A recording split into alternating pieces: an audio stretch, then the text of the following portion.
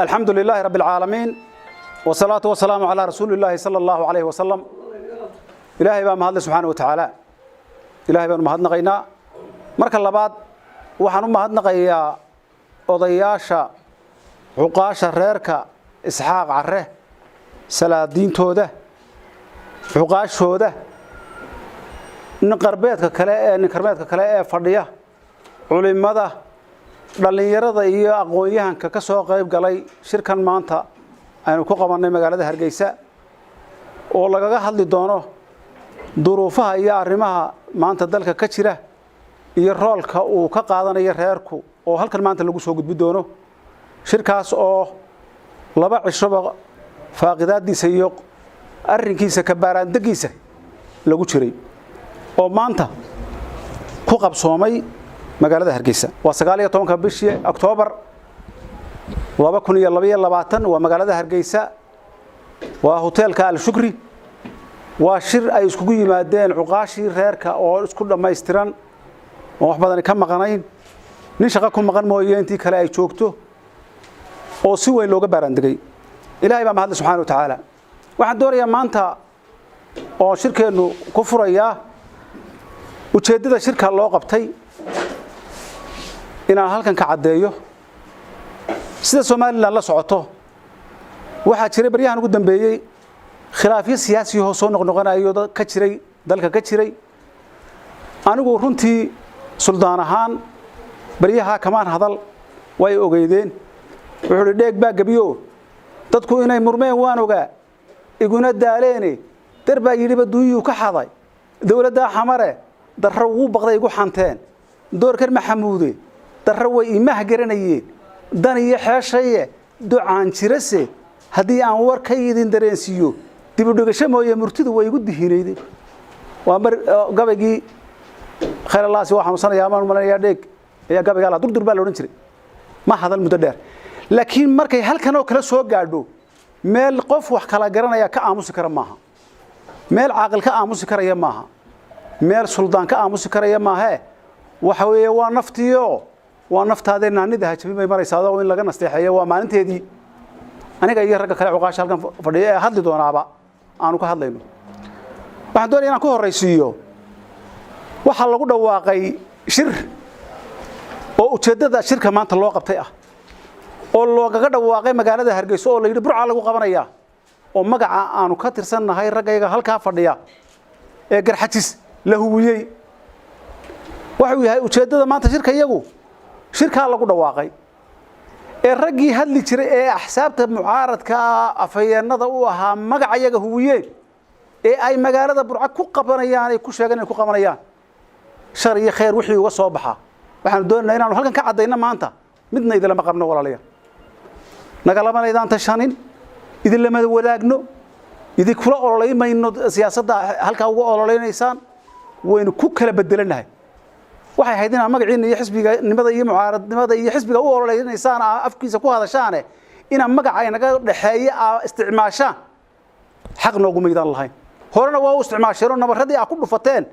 horena waanu sheegay wali wala dhutinaya maantana waa looga doolaa mid kale u cilinaysaan oo dhaawac kala way hadli doonaan war anagu lama qabno cid isxaaqoonu diraniina ma jirto waxaan u sheegaynaa jamhuuriyadda Soomaaliland 3 sano jirtay 3 sanadoodna nabadgelyo iyo nimcadaasi ku jirtay saddexda xisbi markaynu reernimada uga guurnay qabiilnimada waxaynu uga guurnay saddexda xisbi baynu samaysanay in lagaga guuro waxa weeye maanta dib baa loogu celinayaa waxay doonayaan burco nimanka shirka ku baaqay inay ku celiyaan qabyaaladii iyo Soomaaliland dhimashadeedii annagu lama qabno cid aanu isxaaqoonu diranayna ma jirto wixii idin ka soo baxana annagu shaqul kuma lihin wassalaamu calaykum waraxmatullaahi wabarakaatuh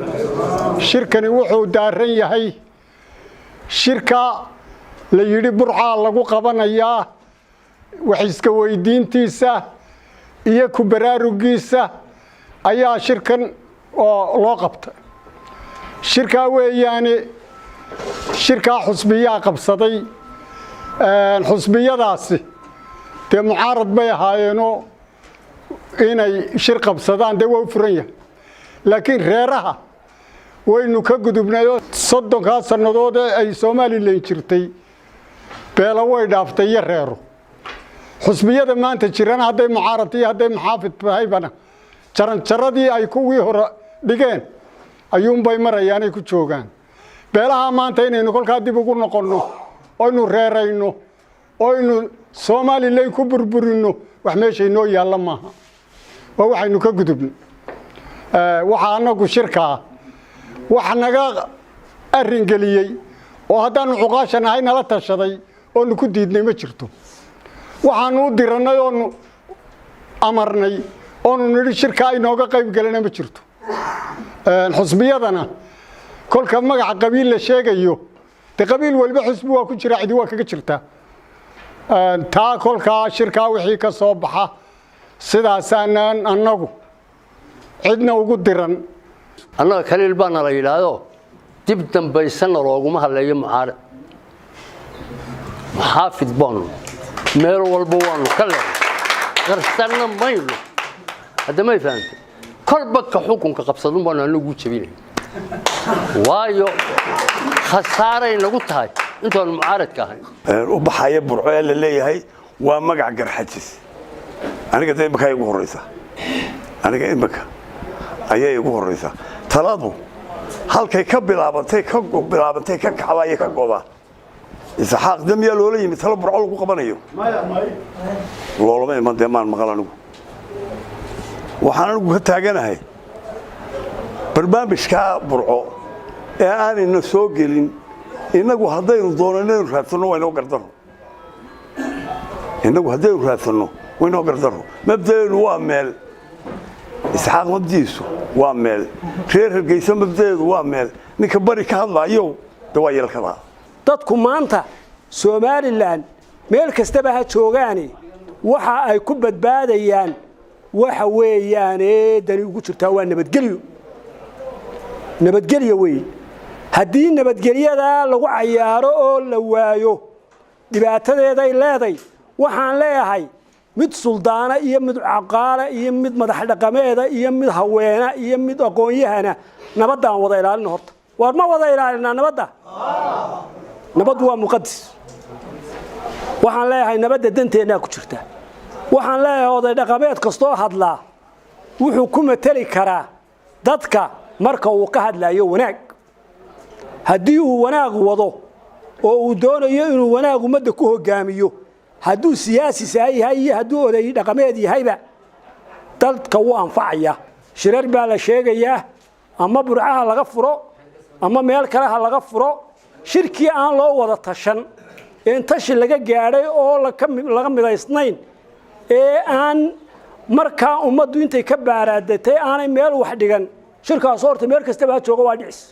leeyahay anigu haddaan shacbiga Soomaaliland lahay inta halkan fadhida iyo inta afkooda ku hadlaynaba beelaha kalena aanu leenay nagu taageero shirjaayad qabta 5 sanadood aan nasanno wax doorasho ayaan qabanin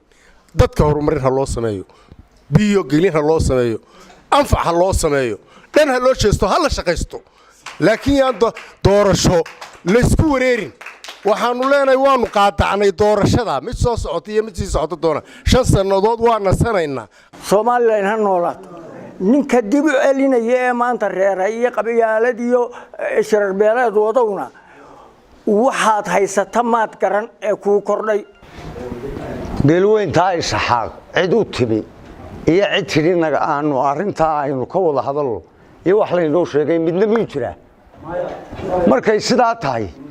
faarax nuur baa yiri raka faqay rafiiqnimatii inta laga reebay